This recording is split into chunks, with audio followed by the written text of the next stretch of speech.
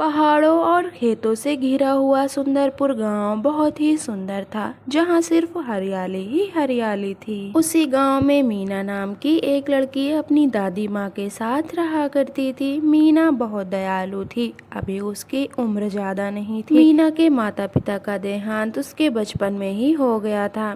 उसकी दादी माँ मीना से बहुत प्यार करती थी और मीना भी अपनी दादी माँ से बहुत प्यार करती थी। मीना अपनी दादी माँ से कहती है, दादी माँ आप खाना खा लीजिए, अब मैं चलती हूँ लकड़ियाँ लाने के लिए, नहीं तो देर हो जाएगी। बेटी आज फिर तू अकेले ही जंगल जाएगी लकड़ियाँ लाने, मुझसे ये सब अब और नहीं देखा जाता बेटा। मैं क्या करूं बेटा, तुझे इतनी छोटी उम्र में घर चलाना पड़ रहा है। दादी माँ आप भी ना, अब मैं नहीं चलाऊंगी तो और कौन चलाएगा, अभी आप बूढ़ी हो गई हैं। चलिए आप खाना खा लीजिए और खाना खा के सो जाइए, मैं जाती हूँ नहीं तो शाम हो जाएगी।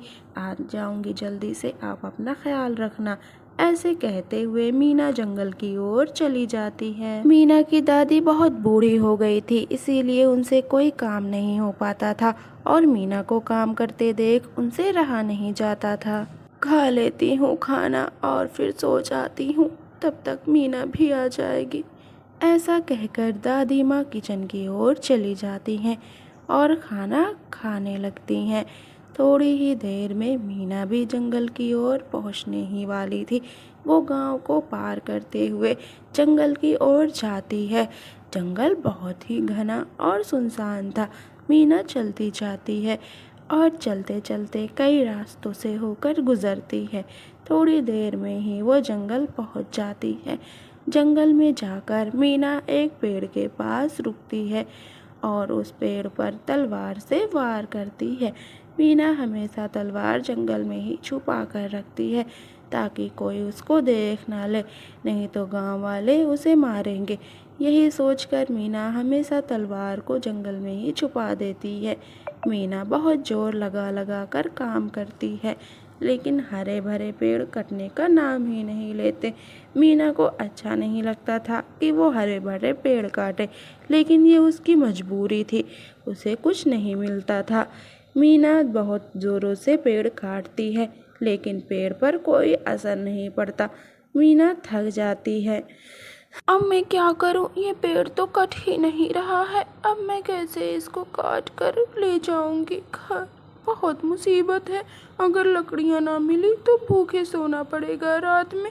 मैं क्या करूं, हरे भरे पेड़ काटना मुझे पसंद नहीं बिल्कुल, लेकिन जंगल में एक भी सूखा पेड़ नहीं है और ना ही हरे भरे पेड़ों पर कोई फल है कि हम फल ही खा लें। मैं क्या करूं, मुझे कोई और पेड़ देखना होगा। ऐसा सोचकर मीना उस पेड़ को छोड़ देती है और दूसरे पेड़ की ओर जाती है। मीना को एक पेड़ दिखाई देता है। मीना उस पेड़ पर चढ़ जाती है। उस पेड़ पर चढ़कर मीना तेजी से वार करती है। वो पेड़ हल्का सूखा था, लेकिन वो भी कटने का नाम नहीं ले रहा था।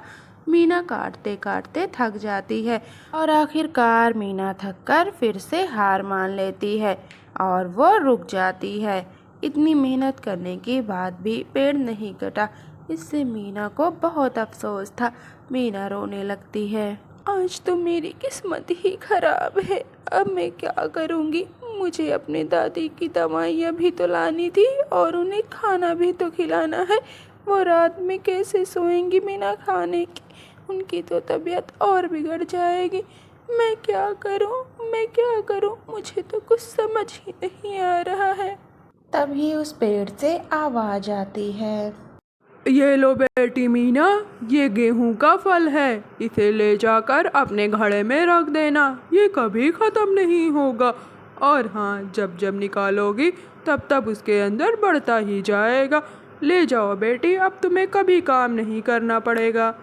बहुत बहुत शुक्रिया पेड़ जी, आप बहुत अच्छे हैं, आपने मेरे ऊपर बहुत बड़ा एहसान किया है।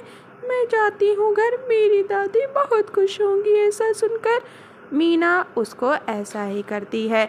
उस बीज को लाकर घड़े में रख देती है और अपनी दादी से सारी बातें बता देती है और उसकी दादी ये सब सुनकर बहुत खुश थी।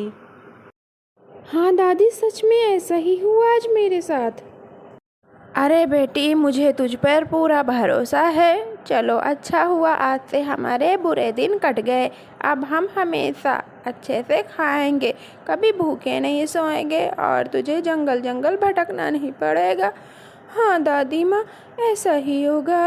अब हम सब हंसी खुशी पूरी ज़िंदगी गुजारेंगे। दादी माँ, आप अब हमसे कभी नाराज़ नहीं होंगी।